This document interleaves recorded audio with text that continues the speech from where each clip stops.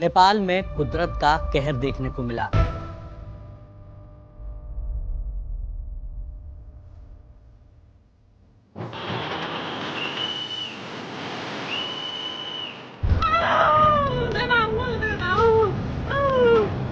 ôi sao thằng này cái nào ơi ôi light यो चाहिँ है light यस्तो light छ ओहो पूरा ड्याम फुटेर आयो। हमारा चैनल देख रहे हैं लोग, वो बता पाएं कि ये कहाँ है। ये है राधिका खनाल, ये है रामचंद्र खनाल, ये है भगवती भगवती खनाल। अब हमारे छोटे छोटे बच्चे हैं, बच्चे को देखभाल करो कि अब हम नहीं बच पाएंगे करके ऐसे बस इतना बात हुई फोन में बात करते करते। घर आधा डूब चुकी थी। अब वो घर से निकल के भी कोई नहीं जा सकते। अब जो है घर तो घेर लिया उसने। अब है कि नहीं है वो कुछ भी नहीं मालूम। अब कोई बात नहीं हो पा रही है उनसे कि अब शायद ही है या नहीं है। अब भगवान ही भरोसा है।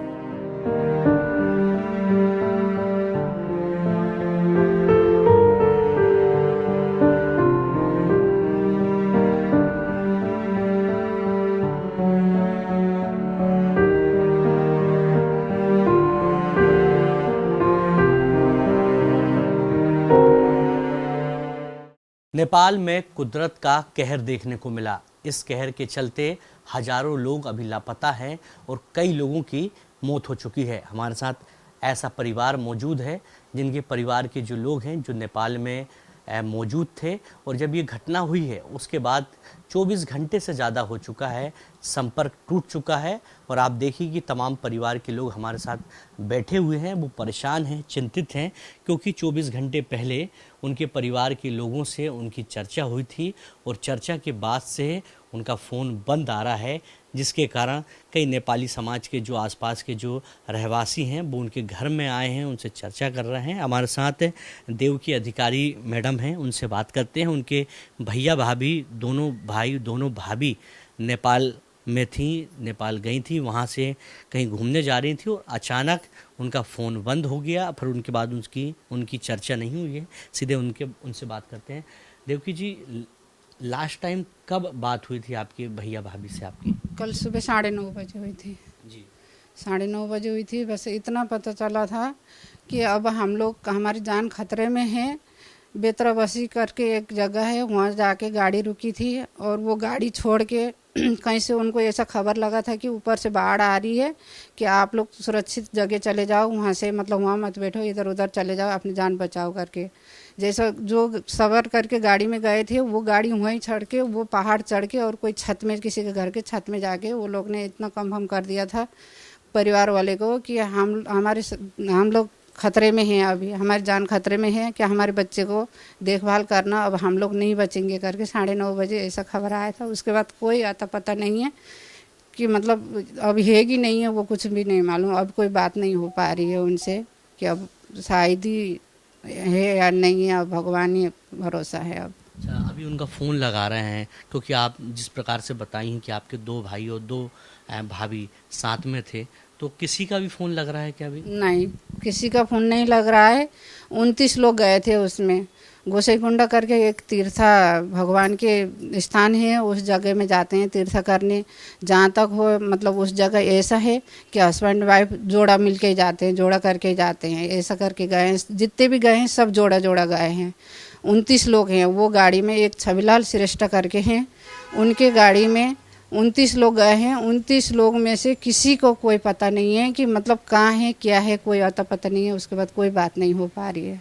आपके जो भैया हैं, भाभी हैं, उनका नाम क्या है? उनकी कुछ तस्वीर आपके पास हाँ। हैं जो हम दिखा पाएँ, जो हमारा चैनल देख रहे हैं लोग वो बता पाएँ कि ये कहाँ हैं, क्योंकि विस्तार न्यूज़ लगातार कोशिश करता है कि एक दूसरे को मिला सकें, एक दूसरे के काम आ सकें, जिसके चलते ये कोशिश जारी है। क्योंकि एक बड़ी त्रासदी हुई है नेपाल में और हम कोशिश कर रहे हैं कि ये मिला सकें। ये जेठ है मेरे, ये इधर वाले ये मेरे जेठ है, इनका नाम है कृष्णा खनाल। ये जेठानी है, ये है राधिका खनाल, ये है रामचंद्र खनाल, ये है भगवती खनाल। और ये बस ड्राइवर है, ये बस है, ये बस में सवार कर हैं, ये बस ड्राइवर है, इनका नाम है छविलाल श्रेष्ठा। इसमें 29 लोग सवार करके गए थे। 29 लोग में से कोई जानकारी नहीं है, कोई खबर नहीं है अभी तक। बिल्कुल, मैं फोटो दिखाता हूँ दर्शकों को कि आप देखिए नितेश, ये जूम करके फ़ोटो दिखाइए। ये देविका जी के भैया भाभी हैं, ये देखिए ये फ़ोटो, और ये छोटे भैया भाभी हैं। ये तस्वीर आप देख सकते हैं। जब लास्ट टाइम आपकी चर्चा हो रही थी तो उस दौरान उन्होंने बताया कि वो फंसे हुए हैं, और क्या बात हुई है, क्या बताया कि कैसा यहाँ पे माहौल है, कभी कहाँ पर है, कुछ तो चर्चा हुई होगी। ये चर्चा हुई, उसमें उनने बस इतना अपने परिवार वाले को इतना फोन करके बता दिया कि मतलब अब हम लोग नहीं बच पाएंगे।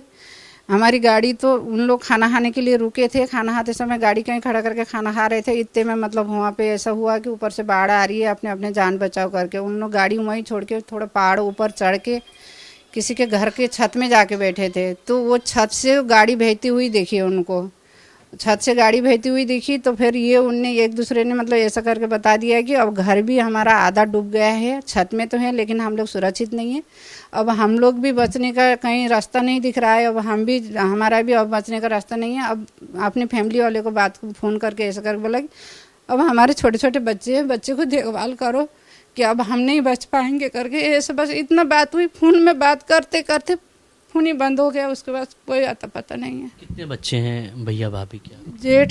जेठ के हैं 2 लड़की 1 लड़का, देवर के हैं 2 लड़के, छोटे छोटे हैं, स्कूल पढ़ते हैं। बिल्कुल भावुक क्षण हैं, और भावुक क्षण में लोग लगातार लगे हुए हैं कि नेपाल में जो उनके परिजन हैं उनसे संपर्क हो पाए, उनसे कांटेक्ट हो पाए। और भी लोग हैं जो देवकी अधिकारी जी के यहाँ हैं, उनसे भी चर्चा करते हैं, वो भी नेपाली समाज से हैं और नेपाल में उनके संपर्क हैं। जी भाई साहब, आप यहाँ देवकी जी से बात करने आए थे, चर्चा करने आए थे, कैसे आपको जिस प्रकार से ये आपदा आई, जानकारी मिली, आपके भी कुछ परिचित के लोग वहाँ फंसे हुए हैं क्या?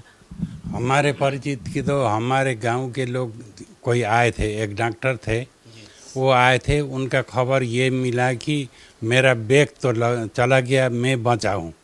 उसके बाद क्या हुआ, कल मैं अपने साले साहब से बात किया था फुटबॉल में, उनने बोला, उनका फ़ोन आया, मैं बच गया हूँ, बैग तो मेरा चला गया। उसके बाद क्या हुआ, फिर मैं दोबारा बात नहीं हुई। अब इधर देवकी जी का पता चला कि इनके तो जेठ इनके बड़ी मम्मी के है, और जेठ देवर देवरानी जेठानी जो है इनका गए थे, तो 29 जने की बस में गए थे। वो अभी आपको बस दिखाइए, ये भी चले गए। क्या हुआ, वो लोग होटल में खाना खा रहे थे, खाना खाते समय उनको खबर मिली कि यहाँ डेंजर से खतरा है, बाढ़ आ रही है, आप लोग भाग जाइए। वहाँ उन्होंने झोला मोला सब चीज़ बस में छोड़ के बस वहीं खड़ा रहने दिया। वो लोग गए ऊपर चट्टान तरफ, ऊपर गए तो सबसे ऊपर गए होंगे, किसी के घर के छत में गए देखने के लिए, लेकिन ये सोचे उनने कि यहाँ तक तो नहीं आएगा, ये तो माँ तबाही, क्या माँ तबाही थी, वो वहाँ भी चला गया। तो जब इनकी फ़ोन हुई थी मुझे पता चलता है कि घर आधा डूब चुकी थी। अब वो घर से निकल के भी कोई नहीं जा सकते। अब जो है घर तो घेर लिया उसने, पानी ने घेर लिया, निकाल के कोई नहीं जा सकते। तो वो लोग मतलब ये फ़ोन में बात करते करते संपर्क विहीन हो गए। यानी अब तो आपके भी कुछ परिचित के लोग, जान पहचान के लोग नेपाल में फंसे हैं? नहीं, वो तो ये हमारे एक, देवकी जी से चर्चा करने आए थे आप, सभी नेपाली समाज के? हाँ, ये देवकी हमारी सहेली है, वो हम नेपाल के ही हैं। हम यहाँ आने के बाद साथ में चलते हैं, जहाँ भी जाते हैं साथ में चलते हैं।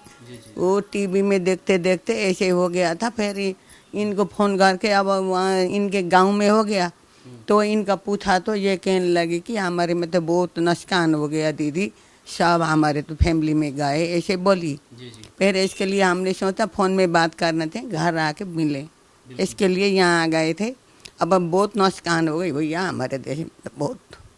बिल्कुल, तो आप देख सकते हैं कि मैं देवकी अधिकारी जी के यहाँ मौजूद हूँ। उनके भैया भाभी, 2 भाई 2 बहन जो नेपाल गए थे और नेपाल जाने के बाद से 24 घंटे से ज़्यादा हो चुका है, उनका संपर्क नहीं हो पा रहा है। मगर आखिरी बार जब उनकी चर्चा हुई थी हादसे के पहले, तो वो कह रहे थे कि उनकी जान को खतरा है। हालांकि प्रदेश सरकार द्वारा टोल फ्री नंबर जारी किया गया और भारत सरकार द्वारा जो मदद है, जो सहायता है, वो की जा रही है। मगर जो नेपाल में त्रासदी हुई है वो बहुत बड़ी त्रासदी है।